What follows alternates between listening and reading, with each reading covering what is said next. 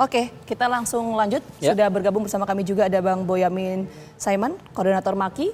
Selamat petang, Bang Boyamin. Petang, Gina, Alfat, dan selamat petang Pak Yunus, Kurnia, dan Bu Yanti. Oke, langsung saja Bang Boyamin. Ini tadi pertanyaan sama juga, PPATK sudah mengatakan bahwa ada dugaan tindak pidana pencucian uang terhadap Rafael dan pihak KPK saat ini juga prosesnya, status hukumnya, tahapnya penyelidikan. Tanggapan dari Bang Boyamin berkaitan dengan kasus ini?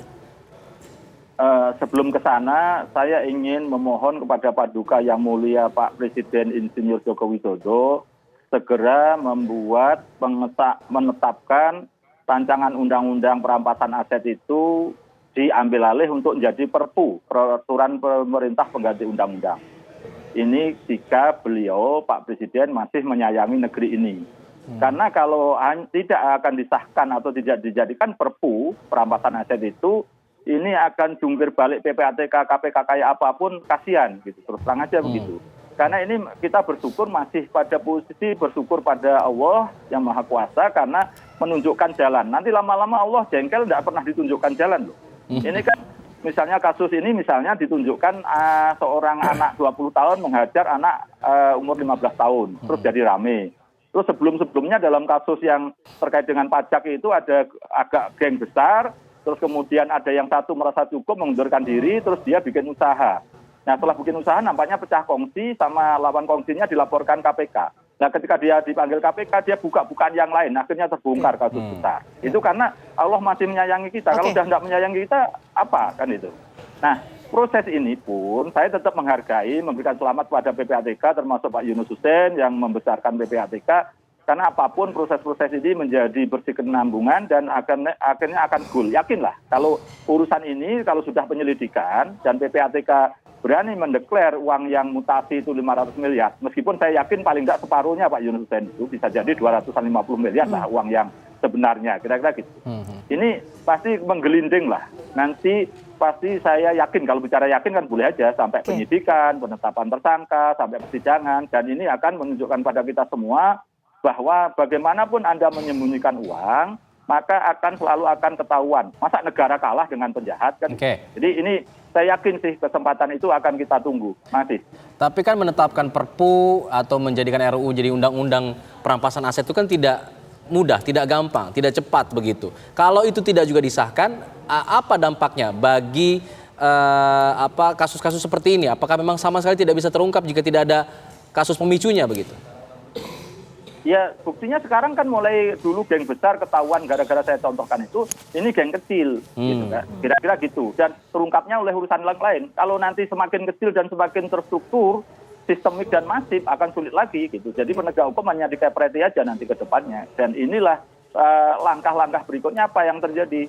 Ya berarti negara kita bisa bubar karena semakin banyak korupsi, penegak hukum selalu ketinggalan dan mereka semakin canggih penjahatnya. Dan apa yang terjadi? Ya siapa yang mau ikut proses negara yang semakin korup kan gitu. Lama-lama orang berpikir ya ngapain ikut kan gitu kan. Kira-kira gitu, apalagi pulau-pulau lain gitu misalnya. Ya, kalau tadi itu soal RUU kita nanti tunggulah perkembangannya seperti apa. Tapi saya ingin fokus dulu Bang Boyamin. Tadi ada mengatakan bahwa data yang dimiliki oleh PPATK soal nominal mutasi ya 500 miliar rupiah ini, Anda punya keyakinan bahwa itu betul. Dari mana keyakinan itu Anda miliki? Data apa yang Anda punya?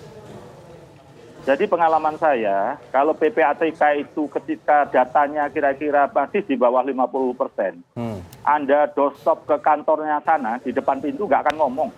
Tapi kalau sudah ngomong begini, artinya ini sudah 95%, sebenarnya data itu tinggal memformalisasikan aja. Nanti di tingkat penyidikan KPK tinggal, sebenarnya ini tendangan penalti tinggal ngegulkan aja. Kalau KPK sungguh-sungguh serius akan menangani ini.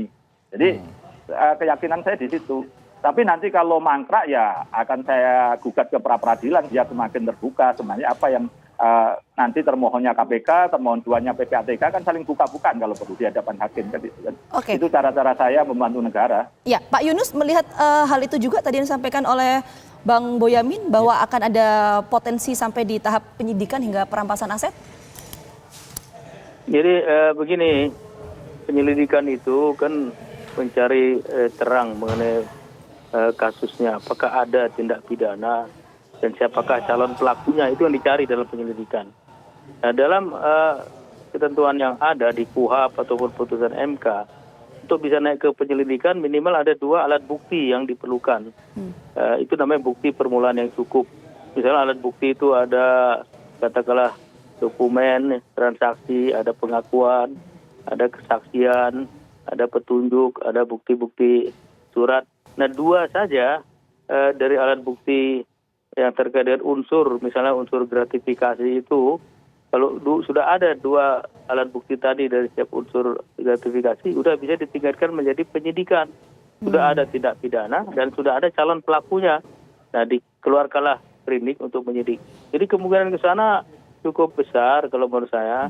Yang penting KPK melakukan penyelidikan dengan seksama, dengan mencari alat bukti dan bekerja sama sudah tentu dengan lembaga lain seperti PPATK, IRJN, ataupun instansi-instansi lain seperti BPN, perbankan, kepolisian, dan lain sebagainya.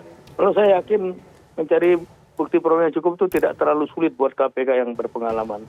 Oke, saya ingin ke Bu Yanti. Bu Yanti, untuk modus-modus gratifikasi, lalu kemudian korupsi di perpajakan, apakah memang bisa ditelusuri juga tidak hanya bermuara di satu orang ini? Karena kan yang dicurigai adalah tentu kemungkinan besar Rafael Alun ini tidak bermain sendiri begitu. Iya, ini kan sebetulnya kita sekarang dihadapkan pada kemungkinan ada 2 kejahatan sekaligus ya, karena kita munculnya dari LHKPN dan PPATK, data PPATK. Jadi kita akan mencari sekaligus 2 alat bukti. 2 alat bukti yaitu kejahatan asalnya. Kalau misalnya yang paling dekat dengan pajak itu kan korupsi kan, pejabat negara kan sudah masuk korupsi. Dan apa sih yang bisa dilakukan oleh mereka? Ya kita tahu, yang itu misalnya markdown ya tentang pajak, dan kemudian ya ada pajak tinggi sekali, kemudian harusnya tinggi sekali, terus kemudian bagaimana caranya bekerja dari orang dalam pajak sehingga tidak usah masuk tinggi pada dia dapat gitu ya, atau sudah dilakukan sedemikian rupa kemudian dapat hadiah. Jadi kan ada maskurnya di sana. Bagaimana penyuapan pasal 5 ada dalam undang-undang korupsi, kemudian pasal 12 itu banyak sekali itu tentang gratifikasi dan lain sebagainya. Nah itu bisa sangat memungkinkan. Sekarang ini juga betul kata Pak Yunus tadi, sekarang ini sudah lebih nampak, lebih gampang lagi karena ada LHKPN, ada PPATK, dan ada kemungkinan gratifikasi itu bisa langsung cari dan mencari 2 alat bukti awal itu untuk menemukan perbuatannya, peristiwa pidananya, itu ya tidak sulit sebetulnya. Karena salah satu alat bukti ada keterangan ahli juga. Jadi misalnya satu LHKPN atau ada keterangan dari PPATK ya, data LHA PPATK itu jatuhnya kepada alat bukti surat ya. Misalnya panggil Pak Yunus tentang keterangan ahli, udah 2 itu sudah cukup untuk mau masuk gitu. Apalagi sekarang seperti ini ada juga yang sudah melarikan diri. Ada beberapa rekening dari 400 itu yang ditunda sementara transaksinya, dan ini harus dipahami oleh KPK. PPATK tidak punya waktu lama karena hanya 20 hari, 5 hari dan diperpanjang 15 hari untuk dapat menghentikan transaksi sementara. Nah ini kan harusnya kalau bisa bekerja sama, terintegrasi dan saling ada pengertian gitu ya, itu harusnya cepat-cepat, itu tidak sulit. Kalaupun ke luar negeri kita bisa kerjasama internasional, mutual legal assistance on criminal matters, bisa nggak usah G2G juga. Penegak hukum dengan penegak hukum juga bisa, PPATK dengan PPATK setempat juga bisa. Banyak sih sebetulnya. Tinggal kemarin itu kan kita kecewa dengan semangatnya yang belum udah mengatakan, aduh kita udah nggak bisa apa-apa ya Mas Bunyamin ya. Karena itu adalah bodong. Nah itu yang kita membuat kecewa gitu. Jadi pada akhirnya kan kita tanyakan bagaimana pandangan KPK terhadap pentingnya LHKPN, pentingnya LH dari PPATK. Kalau memang tidak memandang penting ya kita repot gitu. Jadi perlu saya tekankan di sini bahwa untuk mendapatkan kejahatan asal korupsi, misalnya itu nanti korupsi, tidak harus dari korupsinya, bisa masuk dari PPATK, bisa masuk dari PPPU-nya karena ada LHA, ada PPATK.